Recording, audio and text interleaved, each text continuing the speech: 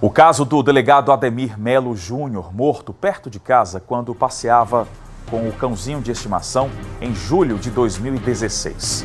O crime chocou os moradores do bairro Luzia. Era início da noite, o delegado passava ali pela rua, perto do bairro onde ele morava.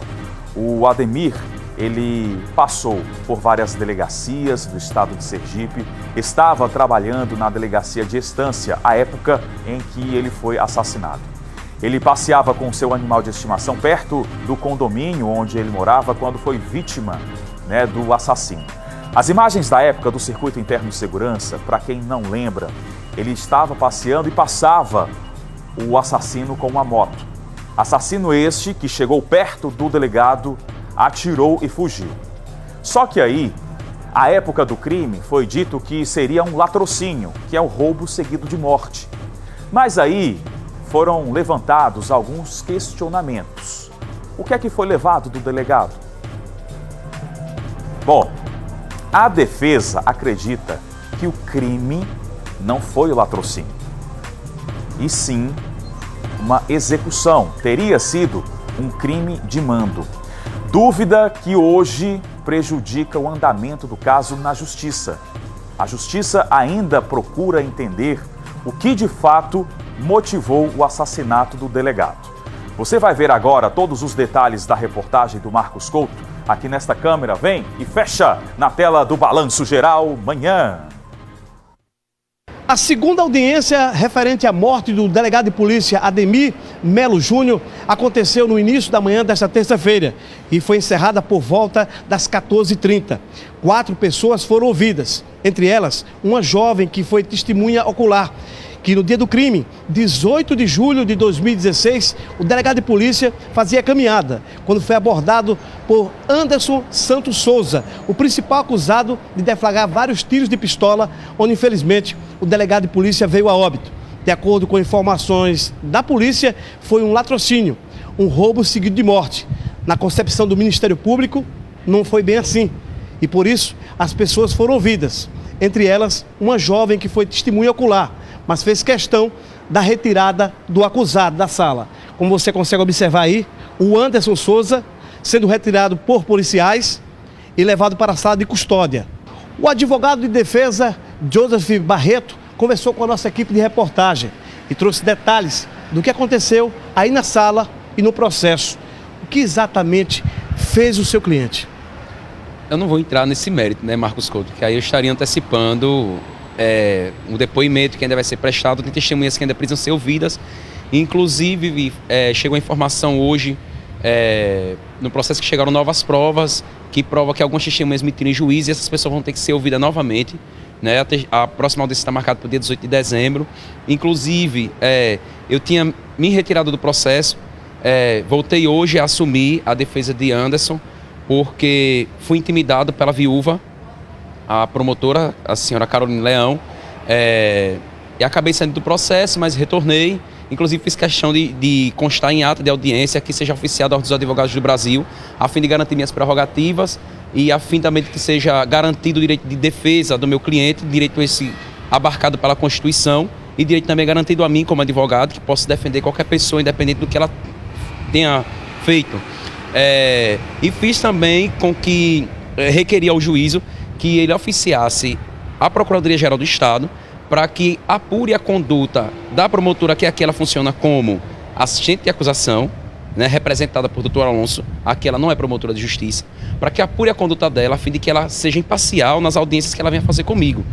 Com relação ao processo, está tudo correndo tranquilamente, algumas provas já chegaram, falta aquela prova que a Secretaria de Segurança Pública ainda não disponibilizou, salvo engano, eu posso estar equivocado nesse momento, mas é importante deixar claro que a defesa não acredita na tese trazida pela Polícia Civil do Estado de Sergipe, na tese de latrocínio.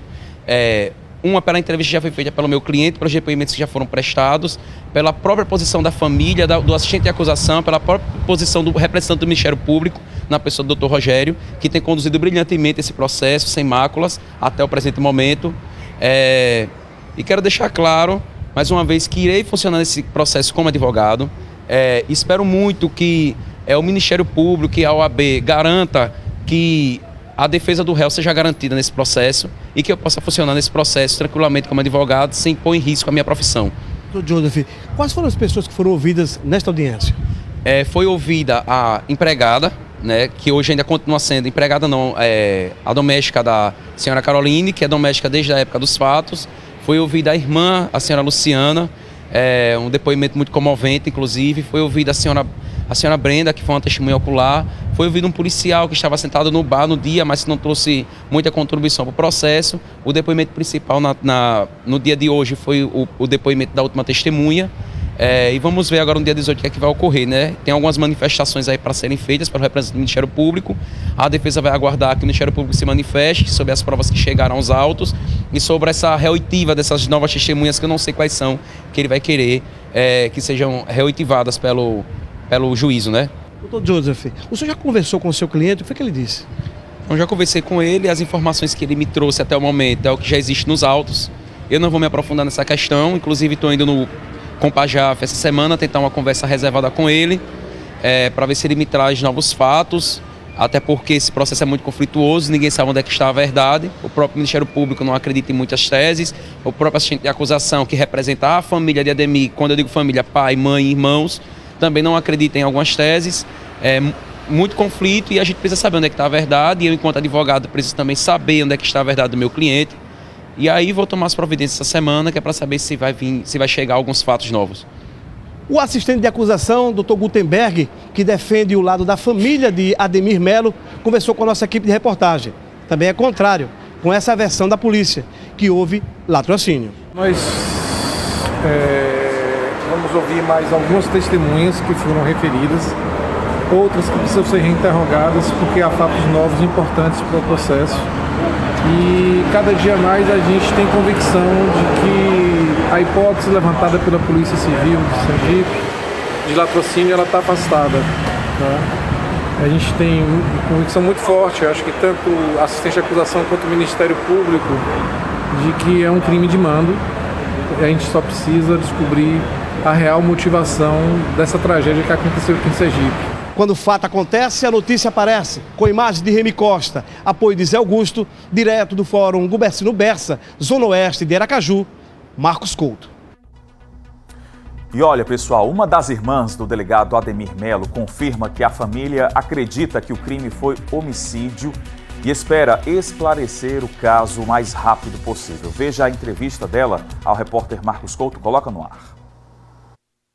A indignação da família se dá na questão do inquérito policial, até porque algumas cautelares, né, feitas pela justiça não foram atendidas, né, principalmente a principal imagem, né, que a gente sabe que foi entregue do condomínio Alameda Verdejá, né, que pegou realmente o fato em tempo real, na hora do acontecido, e até então não chegou na mão da justiça, apesar de todas as solicitações realizadas pelo Ministério Público, pela Justiça, enfim, mas não obtivemos êxito, né? E continua a luta, né? Nós temos plena convicção que não se tratou de um latrocínio, e sim de um homicídio que a gente quer esclarecer. A única coisa que a família quer não é apontar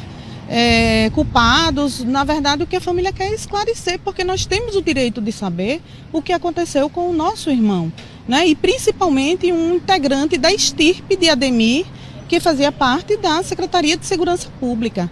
Então a gente clama aqui. Bom, vamos aí aguardar, né, o desfecho, o andamento da justiça sobre este caso, sobre a real motivação deste crime que intriga a justiça sergipana.